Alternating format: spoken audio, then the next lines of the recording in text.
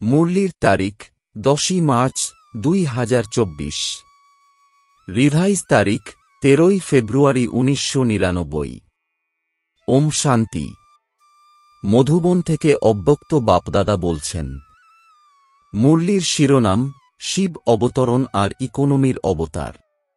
আজ ত্রিমূর্তি শিব বাবা নিজের অতি প্রিয় মিষ্টি মিষ্টি শালগ্রাম বাচ্চাদের সাথে মিলন করতে এসেছেন। আজকের দিনটি হল শিব আর শালগ্রামের বিশেষ দিবস। তো বাচ্চাদের সাথে মিলিত হয়ে বাবার খুব খুশি হচ্ছে যে বাচ্চাদের বার্থডে বাবা পালন করতে এসেছেন, আর বাচ্চারা বলছে যে আমরা বাবার বার্থডে পালন করতে এসেছি। বাবারও খুশি হচ্ছে, বাচ্চাদেরও খুশি হচ্ছে। কেন? কেননা এই বার্থডে সমগ্র কল্পের মধ্যে পৃথক এবং প্রিয়। সমগ্র কল্পে এইরকম বার্থডে কারোরই পালন করা হয় না। বাবার আর বাচ্চাদের একই সাথে একই সময়ে বার্থডে হয়, এরকম ঘটনা অর্থাৎ সমগ্র কল্পে আর কোনো সময়ে কারোরই হয় না। তো প্রথমে বাপদাদা বাচ্চাদেরকে পদ্মগুণ অভিনন্দন জানাচ্ছেন। বাচ্চাদের অভিনন্দন অমৃতবেলা থেকে অত্যন্ত হৃদয়ের সাথে, হৃদয়ের অভিনন্দন বাপদাদার কাছে পৌঁছেই গেছে। বাপদাদা এত সব বাচ্চাদেরকে, শালগ্রামদেরকে দেখে এই খুশির গীত হৃদয়ে গাইছেন যে বাপ প্রশিক্ষার্থী বাচ্চারা বাপ, বাপ আদরের বাচ্চারা বাপ, বাপ অলৌকিক জন্ম অলৌকিক বার্থডে পালনকারী বা। তো বাপদাদা প্রত্যেক বাচ্চার জন্য বাঘ বাঘ এর গীত গাইছিলেন, কেননা এত সংখ্যক বিশ্বের আত্মাদের মধ্যে থেকে কত অল্প সংখ্যক তোমরা বাচ্চারা এইরকম পদ্ম ভাগ্যবান হয়েছ, আর ভবিষ্যতেও ভাগ্যবান থাকবে। অমর ভাগ্যবান অর্ধেক কল্প থাকবে। এক জন্মের বরদান নয়, অনেক জন্মের অমর বরদানী হয়ে গেছ।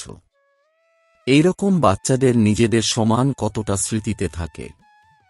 এই অলৌকিক বার্থডে বা অলৌকিক জন্মের অক্ষুণ্ণ উত্তরাধিকার বাবা বাচ্চাদের জন্মানোর সাথে সাথেই প্রদান করেছেন। জন্মানোর সাথে সাথেই স্মৃতির তিলক প্রত্যেক বাচ্চাকে বাবা দিয়েছেন। তিলক লাগানো আছে, তাই না? ব্রাহ্মণ জীবন আছে তো তিলকও অবিনাশী আছে। ব্রাহ্মণদের ললাটে তিলক, এটা হল শ্রেষ্ঠ ভাগ্যের লক্ষণ। তো তোমরা সবাই আর চারিদিকের বাচ্চারা দূরে বসে থেকেও অত্যন্ত উৎসাহ উদ্দীপনার সাথে এই পৃথক এবং প্রিয় বার্থডে পালন করছো, তাই না? সবাই এই কারণে খুশিতে আছো যে বাবা আমাদের বার্থডে পালন করছেন, আর আমরা বাবার বার্থডে পালন করছি। কত খুশি হচ্ছে! খুশি পরিমাপ করতে পারো কি? পরিমাপ করা যায় কি? এই দুনিয়াতে এই অলৌকিক খুশি পরিমাপ করার সাধন বের হয়নি। যদি তোমাদেরকে বলে যে সাগরের মতো খুশি আছে, তো কি বলবে? বলবে যে সাগর তো কিছুই নয়। আচ্ছা, আকাশের মতো আছে? তো আকাশের থেকেও উঁচুতে তোমাদের ঘর, তোমাদের সূক্ষ্ম বতন আছে। তাই খুশি মাপার জন্য কোনো মাপ যন্ত্র বের হয়নি, আর বের হবেও না। এতটা খুশি হচ্ছে তো এক হাতের তালি বাজাও। সবাই তালি বাজালো, খুশি হচ্ছে, এতে তো সবাই হাত তুলেছে, অভিনন্দন। এখন দ্বিতীয় প্রশ্ন হল, বাচ্চারা বুঝে গেছে, এই জন্য হাসছে। বাপদাদা সর্বদা বাচ্চাদেরকে প্রস্ফুটিত আত্মিক গোলাপের রূপে দেখতে চাইছেন। অর্ধেকটা প্রস্ফুটিত নয়, সদা আর সম্পূর্ণ। প্রস্ফুটিত ফুল কত মনোরম হয়, দেখলেই ভালো লাগে। আর যদি একটু শুকিয়ে যায় তখন কি করো? দূরে সরিয়ে রাখো। বাপদাদা দূরে সরিয়ে দেন না, কিন্তু তারা নিজে থেকেই দূরে সরে যায়। আজ তো হল উৎসব পালন করার দিন। মুরলি তো সর্বদাই শুনতে থাকো। আজ অত্যন্ত খুশিতে মনে মনে নাচো আর গাও। মনে মনে নাচো, পা দিয়ে নয়। শারীরিকভাবে নাচতে শুরু করলে তো চরম বিশৃঙ্খলার সৃষ্টি হবে। কিন্তু বাপদাদা দেখছেন যে বাচ্চারা নাচছেও, আর মিষ্টি মিষ্টি বাবার মহিমা আর নিজের অলৌকিক মহিমার গীতও অনেক গাইছে। তোমাদের মনের আওয়াজ বাবার কাছে পৌঁছে গেছে। সমস্ত দেশ থেকে আওয়াজ আসছে। তারা বাবার আওয়াজও শুনছে আর বাবাও তাদের আওয়াজ শুনছেন। বাবাও বলছেন, হে বিশ্বের অতি স্নেহী বাচ্চারা, আরও বেশি করে নাচো, আরও বেশি করে গাও, এছাড়া আর কাজই কি আছে? ব্রাহ্মণদের কাজ কি? যোগ লাগানোই বা কি?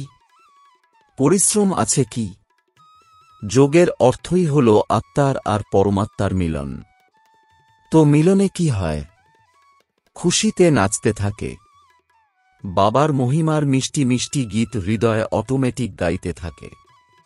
ব্রাহ্মণদের কাজই হল এটা, গাইতে থাকো আর নাচতে থাকো। এটা হওয়া কি অসম্ভব? নাচ গান করা কি অসম্ভব ব্যাপার? নয়, তাই না? যাদের মনে হচ্ছে এটা অসম্ভব, তারা হাত তোলো। এখন তো হলো নাচ গান করার সিজন, তো তোমাদেরকেও কি করতে হবে? নাচো, গাও। সহজ, তাই না? সহজ মনে হলে কাঁধ নাড়াও। অসম্ভব তো নয়, তাই না? জেনে বুঝে সহজ থেকে সরে গিয়ে জটিল করে ফেলো। জটিল নয়, খুব সহজ, কেননা বাবা জানেন যে অর্ধেক কল্প জটিলতায় পরিপূর্ণ জীবন যাপন করে এসেছ, এই জন্য এই সময় সহজ হয়ে গেছে।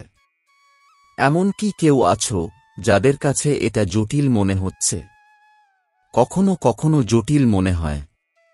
যেরকম কেউ চলতে চলতে রাস্তা ভুল করে অন্য রাস্তাতে চলে যায়, তো তখন কঠিন মনে হয়, তাই না? জ্ঞান মার্গ দুরূহ নয়। ব্রাহ্মণ জীবন কঠিন নয়। ব্রাহ্মণের পরিবর্তে ক্ষত্রিয় হয়ে যাও, তো ক্ষত্রিয়ের কাজই হল লড়াই করা, ঝগড়া করা। সেটা তো কঠিনই হবে, তাই না? যুদ্ধ করা তো কঠিন কাজ, আনন্দে থাকা হল সহজ। ডবল ফরেনার্স আনন্দে আছো, তাই না? এক হাতের তালি বাজাও। আনন্দে আছো? সেখানে গিয়ে দ্বিধাগ্রস্ত তো হয়ে যাবে না। দেখো, আজকের শিব জয়ন্তীর মহত্ব দুটি বিষয়ের জন্য। এক হল আজকের দিনে ব্রত রাখে। ডবল ফরেনারদের তো পালন করতেই হয়নি, ভারতেই পালন করে, তো এই দিবসের মহত্ব হল ব্রত রাখা, আর দ্বিতীয় হল জাগরণ করা। তো তোমরা সবাই ব্রত রেখেছ, তাই না? পাক্কা ব্রত রেখেছ কি? নাকি কখনো কাঁচা কখনো পাকা? কাঁচা জিনিস ভালো লাগে, পরিপক্ক সবকিছুই ভালো লাগে, তাই না? তো কিসের ব্রত রেখেছ? বাপদাদা সবথেকে প্রথম ব্রত কি দিয়েছিলেন? যখন স্মৃতির তিলক লাগল, তখন সর্বপ্রথম ব্রত কি রেখেছিলে? স্মরণে আছে, তাই না? সম্পূর্ণ পবিত্র ভব। বাবা বলেছেন আর বাচ্চারা ধারণ করেছে। তো পবিত্রতার ব্রত কেবল ব্রহ্মচর্যের ব্রত নয়, ব্রহ্মার সমান প্রত্যেক সংকল্প, বাণী আর কর্মে পবিত্রতা, একে বলা হবে ব্রহ্মচারী আর ব্রহ্মচারী। প্রত্যেক বাণীতে পবিত্রতার ভাইব্রেশন সমাহিত হয়ে থাকবে। প্রত্যেক সংকল্পে পবিত্রতার মহত্ব থাকবে। প্রত্যেক কর্মে কর্ম আর যোগ অর্থাৎ কর্মযোগীর অনুভব হবে, একে বলা যাবে ব্রহ্মচারী। ব্রহ্মা বাবাকে দেখেছ, প্রত্যেক বাক্য ছিল মহাবাক্য, সাধারণ বাক্য নয়, কেননা তোমাদের জন্ম কোনো সাধারণ জন্ম নয়, অলৌকিক জন্ম। অলৌকিকতার অর্থই হল পবিত্রতা। তো প্রতিদিন রাতে নিজের টিচার হয়ে চেক করো আর পার্সেন্টেজ অনুসারে নিজেই নিজেকে মার্কস দাও।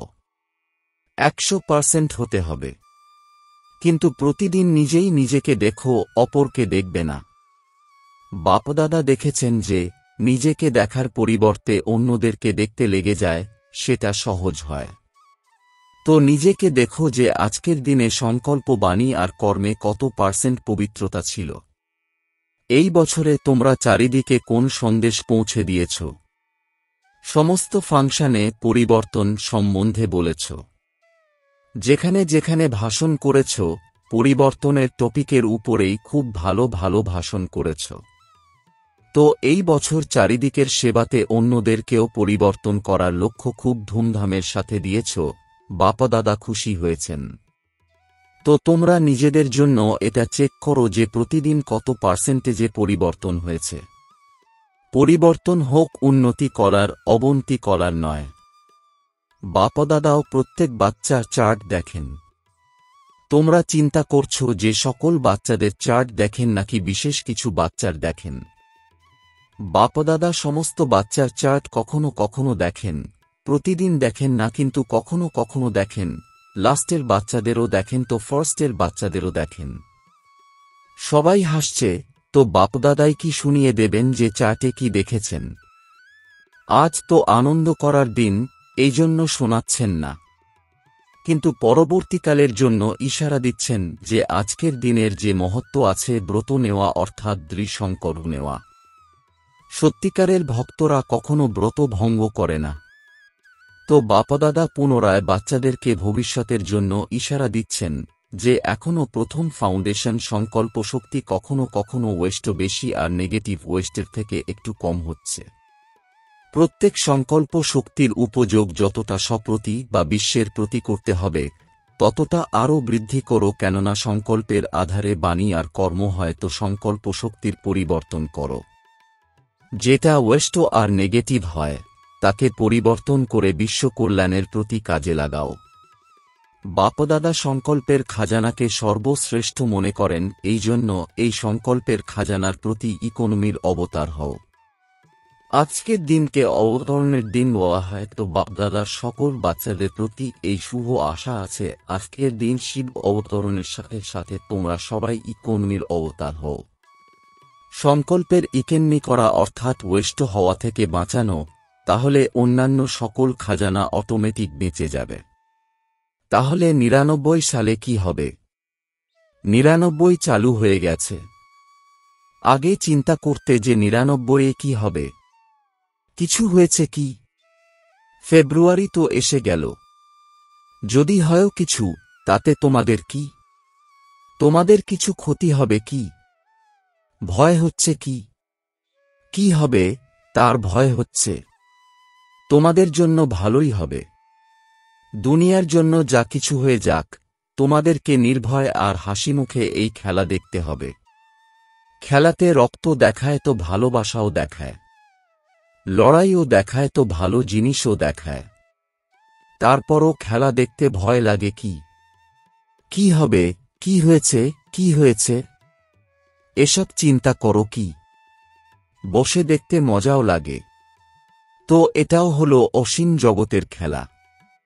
যদি অল্প একটুও ভয় হয় বা ঘাবড়ে যাও, কি হয়ে গেল, কি হয়ে গেল, এইরকম তো হওয়া উচিত ছিল না, কেন হলো? এরকম স্থিতিতে থাকা আত্মার উপর এফেক্ট পড়বে। ভালোর থেকেও ভালো স্থিতিতে থাকা আত্মা অস্থির পরিস্থিতিতে নিজেও অস্থির হয়ে পড়বে, দোলাচলে এসে যাবে। এই জন্য ৯৯ হোক বা ২০০০, তোমাদের কি? খেলা হতে দাও, মজা করে দেখো, ঘাবড়ে যেও না। হায়, এ কি হয়ে গেল? সংকল্পেও যেন না আসে। সবাই জিজ্ঞেস করে ৯৯তে কি হবে? কিছু হবে নাকি হবে না? বাপদাদা বলছেন তোমরাই প্রকৃতিকে সেবা দিয়েছ যে ভালো করে সাফাই করো, তাদেরকে লম্বা লম্বা ঝাড়ু দিয়েছ সাফাই করার জন্য। তাহলে ঘাবড়াচ্ছ কেন? তোমাদের অর্ডারেই সে সাফাই করবে, তো তোমরা কেন দোলাচলে আসছ? তোমরাই তো অর্ডার দিয়েছ। তো অচল অনড় হয়ে মন আর বুদ্ধিকে একদম শক্তিশালী বানিয়ে অচল অনড় স্থিতিতে স্থিত হয়ে যাও। প্রকৃতির খেলা দেখতে থাকো, ঘাবড়াবে না। তোমরা হলে অলৌকিক, সাধারণ নও। সাধারণ মানুষ দোলাচলে আসবে, ঘাবড়ে যাবে। অলৌকিক মাস্টার সর্বশক্তিমান আত্মারা খেলা দেখতে দেখতে নিজের বিশ্ব কল্যাণের কাজে বিজি থাকবে। যদি মন আর বুদ্ধিকে ফ্রি রাখবে তাহলে ঘাবড়ে যাবে। মন আর বুদ্ধির দ্বারা লাইট হাউস হয়ে লাইট ছড়িয়ে দেবে। এই কাজে বিজি থাকবে তো বিজি আত্মার ভয় আসবে না, সাক্ষীভাব থাকবে। আর যে কোনো দোলাচলি আসুক, নিজের বুদ্ধিকে সদা ক্লিয়ার রাখবে। কি কেনতে বুদ্ধিকে বিজি বা ভরপুর করে রাখবে না, খালি রাখবে। এক বাবা আর আমি। তখন সময় অনুসারে পত্র, টেলিফোন, টিভি বা তোমাদের যা কিছু সাধন আছে সেসব যদি নাও পৌঁছায়, তথাপি বাপদাদার ডাইরেকশন ক্লিয়ার ক্যাচ হবে। এই সায়েন্সের সাধনগুলিকে কখনো আধার বানাবে না। ইউজ করো, কিন্তু সাধনের আধারে নিজের জীবন বানাবে না। কখনো কখনো সায়েন্সের সাধন হওয়া সত্ত্বেও ইউজ করতে পারবে না। এই জন্য সাইলেন্সের সাধন, যেখানে থাকবে, যেরকমই পরিস্থিতি হোক না কেন, খুব স্পষ্ট আর খুব তাড়াতাড়ি কাজে আসবে। তার জন্য তোমাদের বুদ্ধির লাইন ক্লিয়ার রাখবে। বুঝেছ? তোমরাই তো আহ্বান করো যে তাড়াতাড়ি গোল্ডেন এজ এসে যাক। তো গোল্ডেন এজের জন্য এই সাফাই চাই, তাই না? তো প্রকৃতি ভালোভাবে সাফাই করবে। তো আজকের দিনে শুধু সংকল্প নয়, দৃঢ় সংকল্প কোনটা করেছ? ইকোনমির অবতার হতেই হবে। সংকল্পে, বাণীতে, সাধারণ কর্মে ইকোনমি। আর দ্বিতীয় কথা হল, সদা বুদ্ধিকে ক্লিয়ার রাখবে। যাকে অন্যভাবে বাবা বলেন, সত্য হৃদয়ে সাহেব রাজি। সত্য হৃদয়, স্বচ্ছ হৃদয়। বর্তমান সময়ে সত্যতা আর স্বচ্ছতার প্রয়োজন আছে। হৃদয়েও সত্য, পরিবারেও সত্য, আর বাবার কাছেও সত্য। বুঝেছ? আজকের দিনে বলার কথা ছিল না, কিন্তু বলে দিলাম। বাপদাদা তোমাদেরকে ভালোবাসেন, তাই না? তাই বাচ্চাদের অল্প একটু দুর্বলতাও বাবা দেখতে পারেন না। বাপদাদা সদা প্রত্যেক বাচ্চাকে নিজের সমান সম্পূর্ণ দেখতে চাইছেন। চারিদিকে দোলাচল, প্রকৃতির সমস্ত তত্ত্ব খুব দোলাচল সৃষ্টি করছে। কোনো দিকই দোলাচলের থেকে মুক্ত নয়। ব্যক্তিদের দ্বারা দোলাচল, প্রকৃতিরও দোলাচল। এরকম সময়ে যখন সৃষ্টিতে চারিদিকে দোলাচল হচ্ছে, তো তোমরা তখন কি করবে? সেফটির সাধন কি? সেকেন্ডে নিজেকে বিদেহী, অশরীরী বা আত্মাভিমানী বানিয়ে নাও, তাহলে দোলাচলের মধ্যেও অচল থাকতে পারবে। এতে টাইম তো লাগবে না। কি হবে? এখন ট্রায়াল করো, 1 সেকেন্ডে মন বুদ্ধিকে যেখানে চাও সেখানে স্থিত করতে পারো কি? ড্রিল একে বলা হয় সাধনা।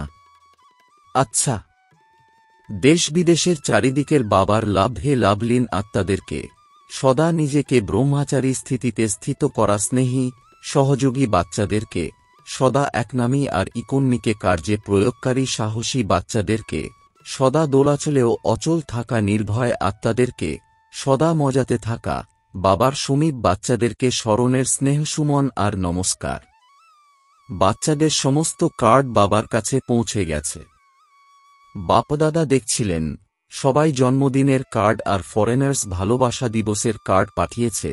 তো ভালোবাসার সাগর বাবা সমস্ত বাচ্চাদেরকে শিবরাত্রির সাথে সাথে ভালোবাসায় লাভলীন দিবসেরও অভিনন্দন জানাচ্ছেন। অভিনন্দন, অভিনন্দন, অভিনন্দন। চারিদিকের দেশ, শহর, গ্রাম, চারিদিকের বাচ্চাদেরকে, সবার আগে ছোট ছোট গ্রামের বাচ্চাদেরকে স্মরণের স্নেহসুমন আর অভিনন্দন। সাথে তোমাদের সকলকেও অভিনন্দন। কত অভিনন্দন জানাবো? যতটা তোমরা ধারণ করতে পারো তার থেকেও বেশি অভিনন্দন। বরদান, স্নেহ আর নবীনতার অথরিটি দ্বারা অন্যদেরকে সমর্পিত করানো মহান আত্মা ভব। এর বিস্তার, যারা সম্পর্কে আসছে তাদেরকে এমনভাবে সম্বন্ধে নিয়ে এসো যে সম্বন্ধে আস্তে আস্তে সমর্পণ বুদ্ধি হয়ে যায় আর বলে যে বাবা যা বলছেন সেটাই সত্য। একে বলা হয় সমর্পণ বুদ্ধি। তারপর তার প্রশ্ন সমাপ্ত হয়ে যাবে। কেবল এটা যেন না বলে যে এদের জ্ঞান খুব ভালো, কিন্তু এটা হলো নতুন জ্ঞান যেটা নতুন দুনিয়া নিয়ে আসবে। এইরকম আওয়াজ হলে তবে কুম্ভকর্ণ জাগবে। তো নবীনত্বের মহানতার দ্বারা স্নেহ আর অথরিটির ব্যালেন্স বজায় রেখে এমনভাবে সমর্পিত করাও, তখন বলা হবে মাইক তৈরি হয়েছে। স্লোগান, এক পরমাত্মার প্রিয় হও, তাহলে সমগ্র বিশ্বের প্রিয় হয়ে যাবে। ওম শান্তি।